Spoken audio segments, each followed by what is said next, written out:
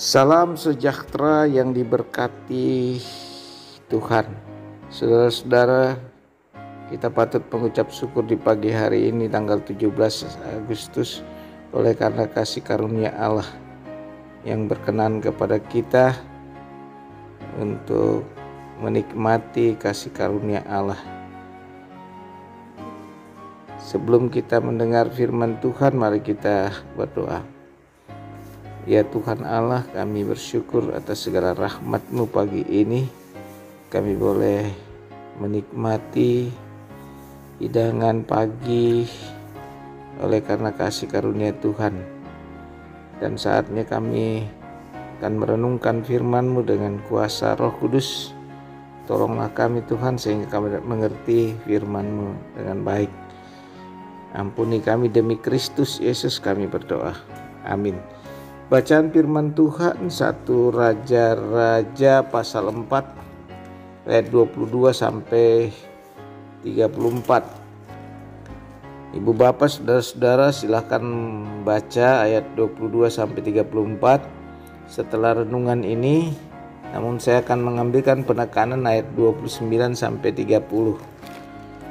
Firman Tuhan. Dan Allah memberikan kepada Salomo hikmat dan pengertian yang amat besar, serta akal yang luas seperti dataran pasir di tepi laut, sehingga hikmat Salomo melebihi hikmat segala Bani Timur dan melebihi segala hikmat orang Mesir. Amin. Saudara-saudara kekasih Tuhan, tema kita pada pagi ini adalah berkuasa, kaya, dan berhikmat. Saudara terkasih dalam Tuhan, kecenderungan hidup manusia di dunia ini adalah berkuasa, kaya, dan berhikmat. Ya, pada umumnya kerinduan itu adalah berkuasa dan kaya. Salomo dalam bacaan kita, ia berkuasa dan kaya sebab Salomo banyak mengambil dari rakyat yang ia bagi bangsa itu dalam 12 daerah kekuasaannya. Setiap daerah diwajibkan untuk menyediakan pasokan bagi rumah tangga raja selama setahun dan setiap bulan harus menyediakan segala kebutuhan raja setiap hari.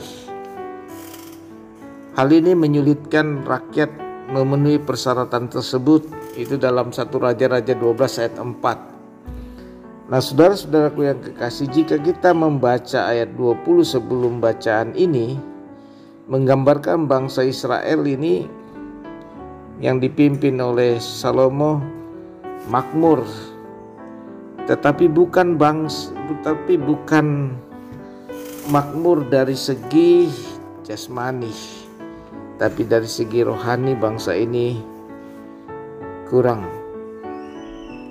Kadang terjadi berkuasa dan kaya tidak selalu menurunkan karakter yang luhur, yang murni dan bersukacita tanpa tanggung jawab dalam menjalankan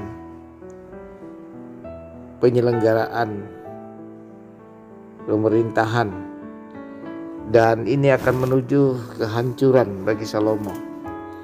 Karena itu menjadi pengajaran bagi kita saudara-saudara, kalau Tuhan memberikan kuasa, kekayaan, dan hikmat, maka perlu disadari dalam hidup kita bahwa yang terpenting takut akan Tuhan.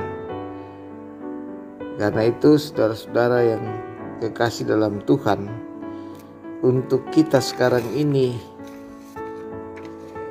berkuasa dan kaya dan berhikmat, untuk realitas kita sekarang ini relevansinya pada keluarga dan juga jemaat. Seperti Salomo dikaruniakan bangsa yang besar, kekayaan yang besar, Nah, demikian juga kita dikaruniakan oleh Allah di dalam Yesus Kristus, keluarga dan juga jemaat. Maka dalam kita berkuasa atau melayani dalam hari ini memerintah, maka memerintah penuh hikmat di dalam Tuhan. Dan kekayaan kita adalah jemaat dengan kurang lebih 400 kakak. Dan ini harus kita mempunyai hikmat di dalam melayani dengan penuh hikmat, maka kita terus diberkati oleh Tuhan dan juga keluarga. Oleh karena itu saudara-saudara yang kekasih dalam Tuhan, berkuasa, kaya dan berhikmat sangatlah penting kita miliki. Artinya berkuasa tanpa hikmat juga akan hancur. Kaya tanpa berhikmat akan hancur. Karena itu kaya dan